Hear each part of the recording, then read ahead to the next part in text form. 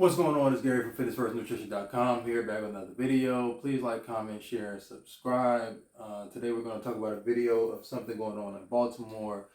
The first 2 weeks of school, they've had 1,000 kids absent. So in Baltimore public schools, 1,000 students have not attended the first 2 weeks of school. So they had volunteers, they stayed late, and they called them and tried to find out the reason. And I saw that, and then I went and looked for a news clipping on it. I found a news clipping on it, so we're going to play this. I have not heard it. We'll be hearing it at the same time. It's called, the title is City Schools Continue Efforts to Crack Down on Chronic Absenteeism. Before we get to the video, though, there's a lot of good things going on in Baltimore right now. If you haven't been there, Inner Harbor is really nice. It's beautiful. The murder rate is down, overall crime is down. They have a new mayor in, and he is doing a phenomenal job. So apparently he's also trying to do a phenomenal job with the schools, but let's see how it's going. Oh, got it on mute. For Baltimore City students is why the school district is trying to get a handle on it now.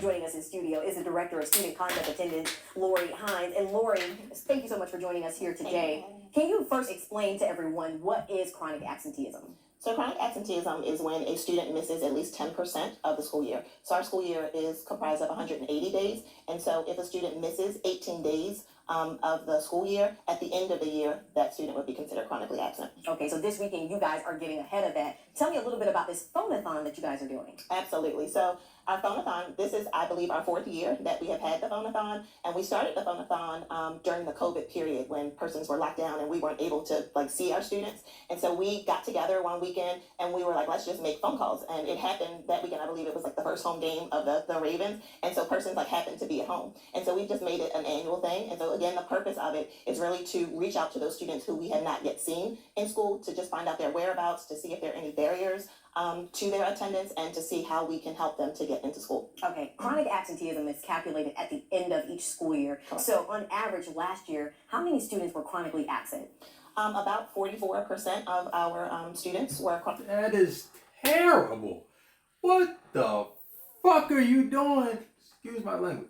As a parent, what are you doing? Why is your kid not in school? Are you homeschooling? No, you just don't care? Yes. What the fuck?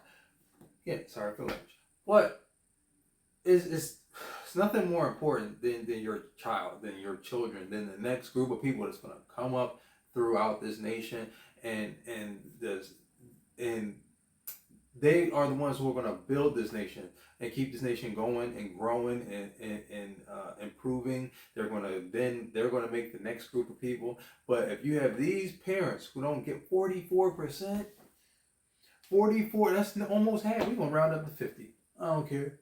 We're gonna round it up to 50. It's close enough to 50. Half of the students are chronically absent.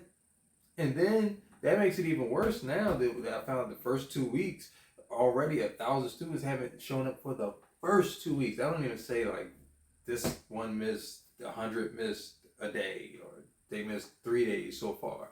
No. For 2 weeks, we have 1,000 people who have already missed 2 freaking weeks. This is ridiculous. It's insane. And this is how we get the perpetual rut of just being stuck. Baltimore is an inner city. These are public schools. I mean, we know the demographic. Like let's be honest. And this is how we end up in these situations where we get caught up into violence and drugs. It all starts from young. If you raise them up and you send them to school, and the school's actually providing an education, which they're actually seeking the students. So I'm assuming that they are trying to provide some sort of education. A lot of these places, they might have truant officers. They ain't working hard. But they got volunteers. They're actually calling. They're trying to see why you weren't in school, how we can get you to school. Like, they're actually showing some care. Now we need the parents to show, well, really the parents are supposed to show care first.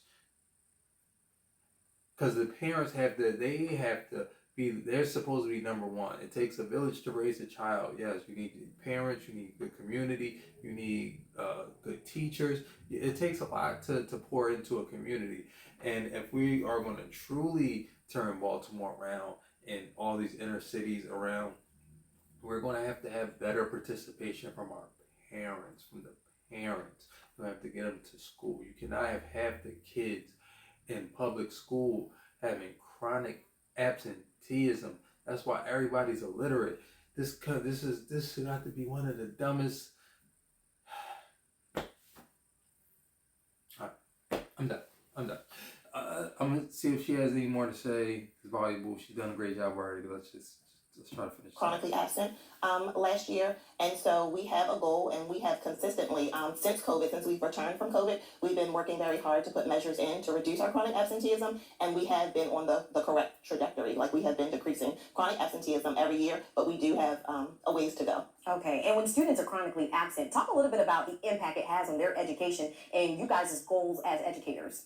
So first of all, again, as I stated, chronic absenteeism is when students miss 18 days. And so the first thing that we want to do is make parents and families aware of what chronic absenteeism is, because the impact that it has is that every day a student misses schools, they're missing out on their education. They're missing out on important instruction. And so it's really easy to say, oh, I'm going to, we're going on vacation, like, for this, this weekend. It's like not a big deal. But if you think about it, if 18 days, we have school for 10 months, right? And so if you are absent just 2 days a month, you're going to be chronically absent. Okay. All right. Well, that phone-a-thon is this weekend, so you may be getting a call from Baltimore City School District. Hopefully your students have been in school. That's the latest from here in the studio. I'm Megan. It's also making sure your kids go to school are also going to make sure that they learn structure, they learn responsibility, they learn that they have to do what they don't, they have to take care of things even if they don't want to take care of things. You don't want to go to school today. I don't care if you want to go to school today. You're going to school today because it's your duty, it's your job to go to school today. And that'll carry them forward when they need to go to college, or when they need to join a trade program, or when they need to go into the actual workforce. And they're not going to want to go. They're not going to want to do things, but you have to instill these things into them so that when that time arrives, that they can just go and handle their business like an adult. But you're teaching them poor habits now by letting them get away from their responsibility, by not making sure that they are doing their homework or projects or